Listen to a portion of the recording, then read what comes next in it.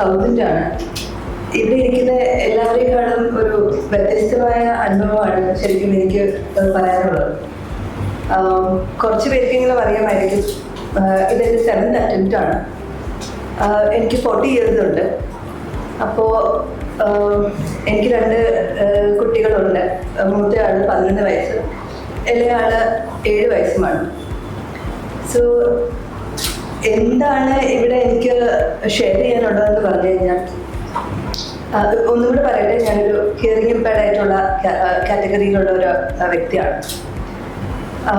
എനിക്കിവിടെ ഷെയർ ചെയ്യാനുള്ളതെന്ന് പറഞ്ഞു കഴിഞ്ഞാൽ, എനിക്കൊരു സ്ട്രക്ചേർഡ് ആയിട്ടുള്ളൊരു സ്റ്റഡി പ്ലാനോ നല്ല വെൽ ഡിഫൈൻഡ് ആയിട്ട് പഠിക്കാനുള്ള അവസരങ്ങളോ അധികം ഉണ്ടായിരുന്നില്ല. പക്ഷേ ഒരു കാര്യം എൻ്റെ മനസ്സിൽ ഞാൻ തീരുമാനിച്ചിട്ടുണ്ടായിരുന്നു. ഞാൻ തുടങ്ങിയ ഒരു കാര്യം ആ ലിസ്റ്റിൽ എവിടെയെങ്കിലും ഒന്ന് എത്തിപ്പെടണമെന്നുണ്ടായിരുന്നു. അതിനുവേണ്ടി ഞാൻ എന്നെക്കൊണ്ട് പറ്റാവുന്ന രീതിയിലൊക്കെ ശ്രമിച്ചിട്ടുമുണ്ട്.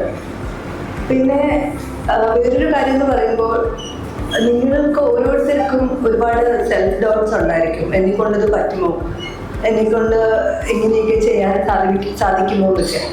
കാര്യം നിങ്ങളുടെ കൂടെ ഉണ്ടാകുന്ന ആൾക്കാർ, എസ്പെഷ്യലി ഇപ്പോൾ മെയിൻസ്, ഈ 6 അറ്റംപ്റ്റും ഞാൻ പ്രിലിംസ് പാസ്സായിട്ടുണ്ടായിരുന്നില്ല.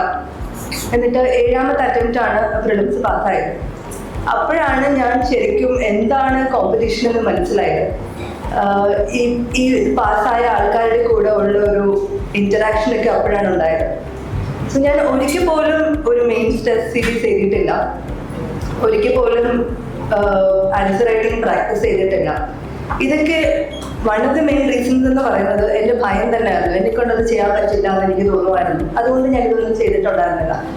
ആകെപ്പാട് ചെയ്തതെന്ന് പറഞ്ഞു കഴിഞ്ഞാൽ മോക്ക് ഇന്റർവ്യൂസ് അറ്റൻഡ് ചെയ്യുമായിരുന്നു. ഇവിടുത്തെ അമൃതയുടെ പാനൽ വളരെ നല്ല ഫീഡ്ബാക്കാണ് തന്നിട്ടുണ്ടായിരുന്നത്. അതിൽ സാർ പറഞ്ഞതുപോലെ, വിനീത് പറഞ്ഞ പോലെ, കൺട്രോൾ യുവർ കൺട്രോളബിൾസ് എന്ന് പറയുന്ന പോലെ ആ ഒരു സംഭവം, അതായത് നമ്മുടെ കയ്യിലില്ലാത്ത ഒരുപാട് കാര്യങ്ങളുണ്ടായിരിക്കും. പക്ഷെ എന്നാൽ കയ്യിലുള്ളതായിട്ടുള്ള കുറച്ച് കാര്യങ്ങളുണ്ടായിരിക്കും.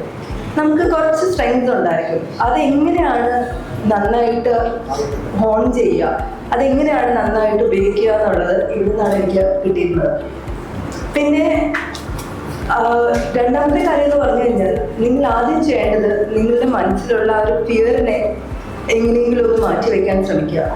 അത് മാറ്റിവെച്ചാൽ മാത്രമേ നിങ്ങൾക്ക് കിട്ടുന്ന അവസരങ്ങൾ നിങ്ങൾക്ക് നന്നായി ഉപയോഗിക്കാൻ പറ്റുള്ളൂ.